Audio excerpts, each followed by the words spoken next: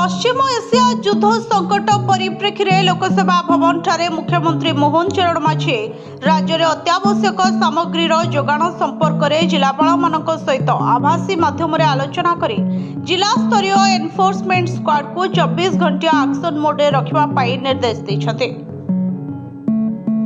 मुख्यमंत्री जिलापाल मानू जिला स्तर में निया पदक्षेप संपर्क में पचारि बुझा सहित कला बजारी बेआईन महजुदकारी दरदाम वृद्धि प्रति जिलापाल माने नियमित भावे विभिन्न मार्केटर स्थिति अनुध्यान करी असाधु बेपारी कड़ा कार्यानुष्ठान ग्रहण करने को निर्देश देते।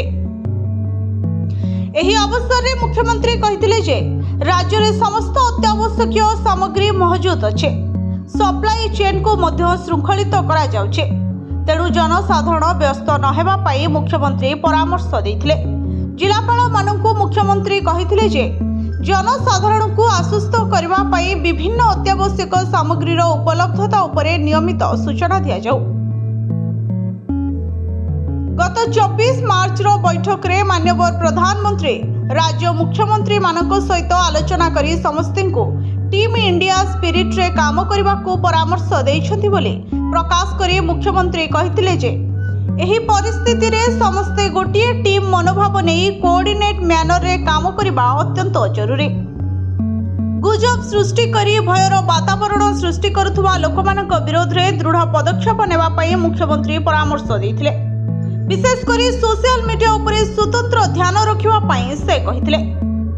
उभय राज्य और जिला स्तर रे क्राइसिस मैनेजमेंट ग्रुप गठन करा जायछे। उपयुक्त समन्वय रखी समस्त अत्यावश्यक सामग्री जेपरी नियमित भावे उपलब्ध हेब सेथिप्रति स्वतंत्र दृष्टि देवा पाई मुख्यमंत्री गुरुत्व देथिले।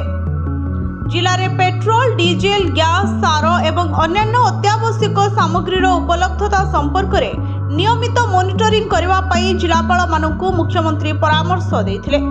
जनसाधारण भयभीत न हेबा पाई व्यापक सचेतनता कार्यक्रम जारी रखिया पाई मुख्यमंत्री कहिथिले। Bureau report Odisha fast.